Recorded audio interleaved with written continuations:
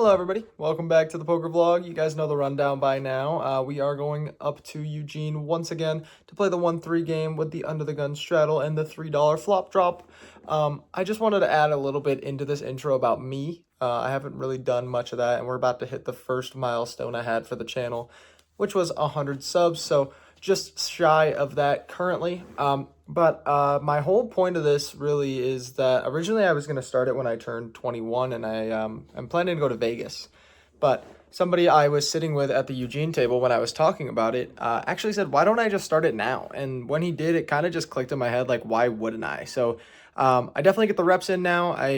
People seem to enjoy it so far, but I just wanted to put a little bit of talk about me in there. I do turn 21 in April, on April 12th. So that'll be a big milestone video for me as well. That Vegas trip, I will definitely be recording the whole thing. But yeah, I hope you guys enjoy the video today, and I will see you guys next time. Starting off the night with almost the best hand. We look down at pocket kings in the small blind. The low jack's going to raise up to $13. I 3-bet to 45, and the low jack is then going to put in the call. We're going to go off to the flop of 7-4-3 with a couple of hearts, and out of position here against this in particular opponent. I think just checking my entire range is better. So I go ahead and check, and he leads out for $40. Now, with that pretty, sizable in absolute value, not really in comparison to the pot, but in absolute size, and to his stack, he leaves himself about 145 behind.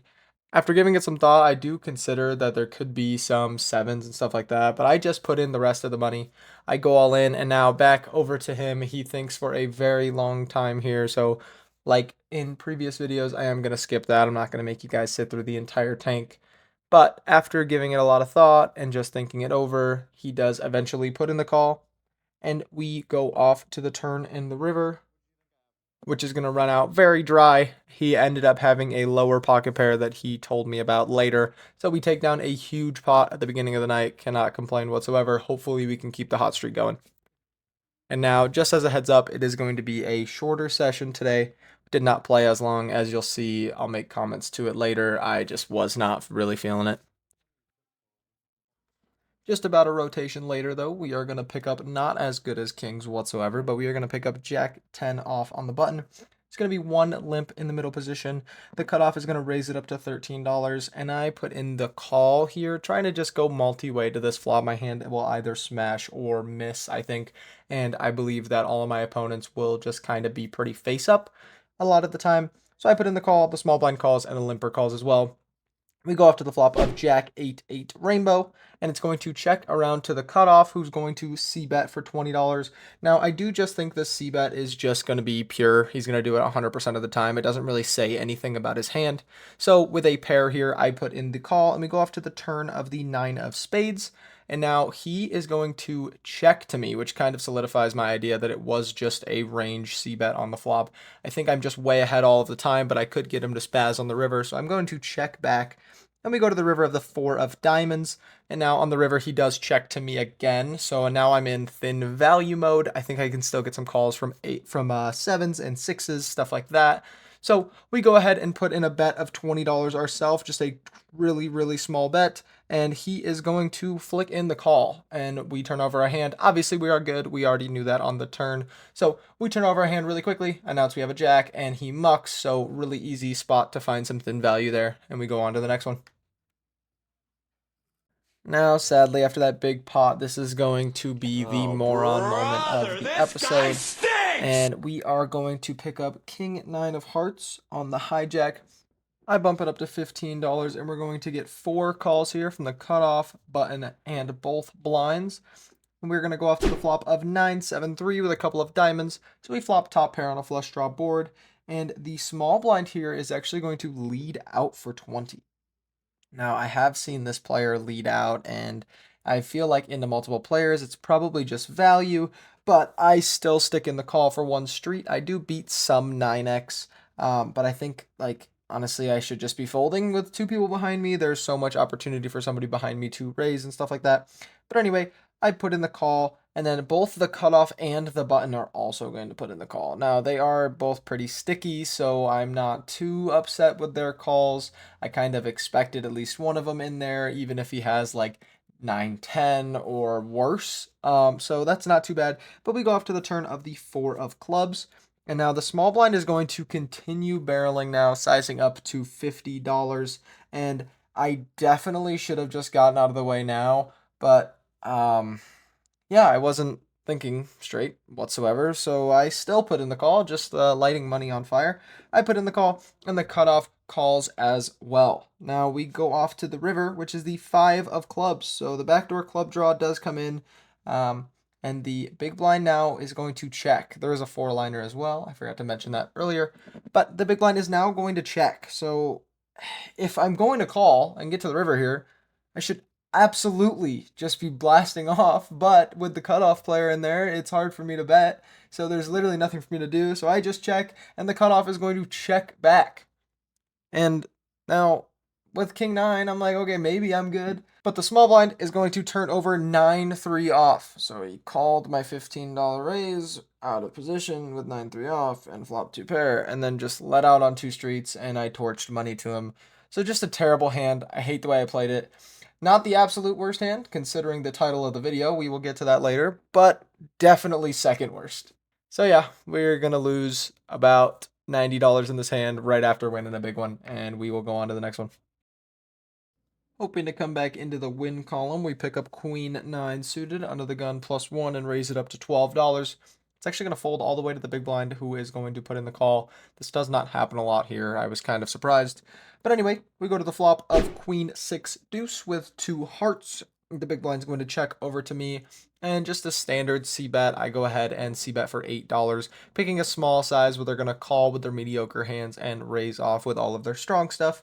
So I put in $8, and the big blind is quickly going to put in the call. And then we go off to the turn of the 6 of clubs. So pairs of the middle card could have some 6x in range for sure. So when they check it over to me, I am just going to check back. I don't really see much reason in blasting off. We go off to the river of the 7 of clubs, and the big blind is going to lead out for $20. With this size around half pot, it tends to be bluffs. So I pretty quickly put in the call and get shown the terrible news. He has 6-7 suited, so flopped middle pair. We got perfect value with the c-bet. Then he turns trips. We checked back properly.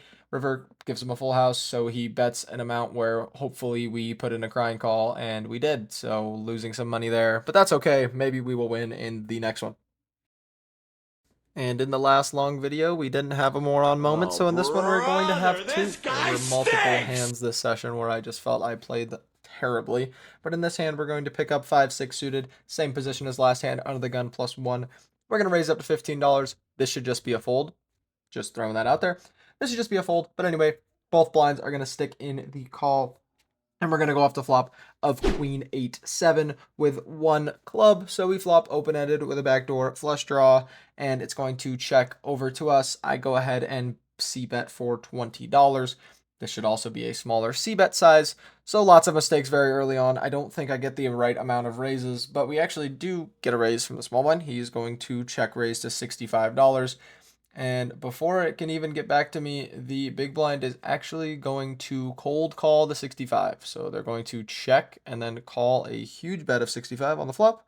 And back to me, I'm just thinking with my backdoor flush draw and my open ender that I probably have some equity, but with how our chip stacks are, I do think that with this bet, it's probably just going to go all in on the turn. So I really only have one opportunity to pick up my straight, and I don't really ever get to realize my backdoor flush draw equity. So I make this stupid decision to put in the call. I think this is just a mistake. I think I can definitely do it sometimes if I think my opponents will be more passive and they're just going to check raise to like see where they're at, but that's not the type of player I'm playing against currently. But we put in the call anyway, and we go off to the turn of the 3 of clubs. So we actually do turn our flush draw. And surprisingly, the small blind is going to check. So check raising the flop and then checking the turn. I'm not even too sure what this hand is, but whatever. Anyway, we get it checked to us. So we are going to go ahead and check back, try to realize all of the equity in the world. And then the river is just going to come out an absolute brick. The jack of spades, not fun to see whatsoever. We just miss everything. I'm hating my life, looking over at my dad, literally sighing and rolling my eyes. And on the river, the small blind is going to bet out $175. Obviously, we're not calling that. We're just waiting for the big blind to act however he pleases. I'm even throwing a black chip on the table. Those are not in play, so I'm just coloring down 100 as soon as the big blind makes his action. The big blind's going to put in the call, and I can't even remember what the hands were shown, but obviously we folded and added on $100 more. And then pretty much immediately after adding on that additional $100, when we are on the button, we look down at king, queen off. The under the gun one player is going to raise to $20. I am going to 3-bet to 65. And then the small blind, my dad, is going to cold 4-bet to 130. And we are going to get out of the way. We don't have enough equity against the cold 4-bet range of pretty much anybody to see a flop and realize properly. So just burning another $65 and adding on another 100. It really just was not my night. And then in this next hand here, we're going to look down at ace-3 suited in middle position. The under the gun player is going to raise to $12, and the under the gun one is going to call. I'm going to bump it up to $55 here. Once again, this is probably just a fold. And the small blind is actually going to cold call, and then the original raiser and the caller are going to get out of the way. Go off to the flop of king deuce 3 with a couple of diamonds, and when the small blind checks it over to me, I go ahead and c-bet for $40 into a pot of about 130, and when I do, the small blind is going to check raise up to 95, and we don't have enough of a hand here. No backdoor, just a pair of threes. Probably shouldn't have even c-bet, so we just fold, and we're just going to torch another $100 pretty much and add on for 100 more. So as you can see, literally just playing one hand, losing $100 and adding on again. Not very fun to see whatsoever. Now, hopefully this one will give us some justice. We looked down at ace jack off in the low jack with the straddle on, and now I was so out of it and frustrated, I didn't even notice the straddle, and I raised up to $12, and we are going to get 6 calls. Yeah, 6 calls. I don't even remember what positions, but the blinds, the button, the cutoff, hijack, something like that. We go off to the flop of ace deuce 4 rainbow, so very good for my hand. It's going to check to me, and I c-bet for $20, trying to remove some players from the field, deny some equity. And we're just going to get a call from the hijack, and then we go off to the turn of the deuce of hearts, and I go ahead and continue to bet for 50, now trying to target some worse ace-x holdings. The player in the hijack tends to be very sticky, so he might even call me with some like 4x or turned flush draws that he was floating with a backdoor. But he is going to fold. So we finally take a win, but it's not a big pot, and it doesn't make up for the $300 we just lost in the last 3 hands. And then in this next one, we are going to pick up ace-3 suited again, this time in the small blind. We're going to see 2 limps from the under the gun and under the gun 1, and the cutoff is going to raise up to $18. He seems to be a thinking player. I go ahead and call to try to get the limps in, which I do. So we go 4 ways to the flop of ace, deuce, king with a couple of spades. Now it's going to check over to the cutoff player, who I do believe is once again just going to choose that range c-bet. So I don't really think that it must be a king here or anything in particularly. He could just be betting with ace queen, no spade. So when it comes over to me, I'm actually going to put in the check raise to 70, just try to deny some equity from hands that are technically ahead of us right now, like that ace queen or ace jack, and we are actually going to get it through. It's going to fold all the way around really quickly, so we take down another pot here, and maybe it'll start to turn around. We're starting to chip up. After this hand, though, I did play for about a rotation or so and then took a food break. We're up to $389 in our stack. Just needed to try to mentally reset myself before we continue the session. Coming back from food break, I will say this is one of the better hands I played tonight, which is kind of sad to say considering I missed out on value on the river. But anyway, we look down at king queen off in the hijack with the straddle on. The under the gun player is going to call the straddle. I bumped up to $20, and we get a call from the small blind and the under the gun limper. The flop is going to come out king 7-4 rainbow. It's going to check over to me, and I c-bet for 20, just choosing the same size, similar to previous hands where I'm trying to make them call with their weaker hands and raise when they have stronger hands. And we are actually going to get that check raise from the under the gun player. Now, I have seen him do this before with hands that aren't very strong, so I do elect to put in the call here. He could have some worse king X and stuff like that that is check raising as well, along with some open-ended straight draws like 5-6. So we put in the call, and we go to the turn of the 5 of diamonds, and now he is going to check to me again. And now to avoid being check raised and kind of just fully realize my equity on the river, make sure that the queen stays as a decent kicker, I go ahead and check back and we go to the river of the 10 of clubs. And now when he checks to me again, I stupidly just snap check back. This is such an easy spot for me to go for value. If he has something like 2-pair like king 7 or 7-4, or if he has ace king, he would have bet on the river, but I just check back and obviously we are good. And now to the hand everybody has been waiting for, the hand where I muck the winner. We're going to look down at queen at 10 of clubs on the button. The under the gun and under the gun 1 are going to limp for $3, so I raise it up to 18. And the small blind and then both limpers are going to put in the call. And then we go off to the flop of 10-8-3 rainbow. For some context, the under the gun player is extremely short. So when it is checked over to me, I go ahead and c-bet very small. He was staring at his chips before he checked. So I c-bet very small for $13. The small blind is going to put in the call, and then the under the gun player who was looking at his chip stack is going to basically snap rip the rest, which is only going to be $42. So now when it comes back to me, I obviously put in the call. I'm not folding top pair on a rainbow board against, a player who only has $42 in his stack. So we put in the call, and the turn is going to come out the 7 of diamonds. And now I'm showing my hand the entire time, as you can see. The turn comes out the 7 of diamonds, and he flips over his cards, which to me were 8-7, which would be a turned 2-pair. I don't see a reason for him to turn over his hand if it isn't 2-pair.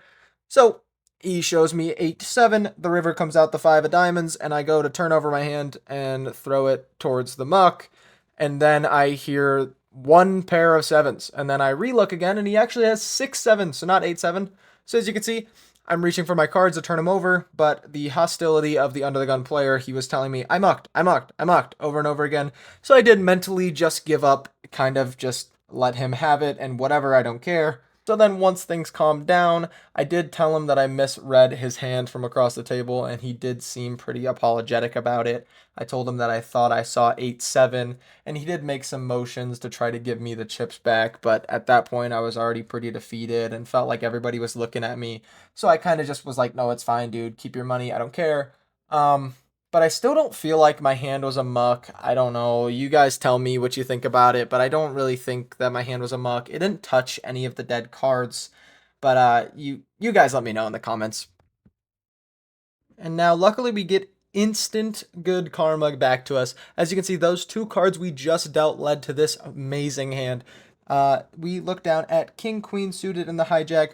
We're down to 7-handed, and the under the gun player is going to open up to $18. And now with the king, queen suited, I do 3-bet to 60.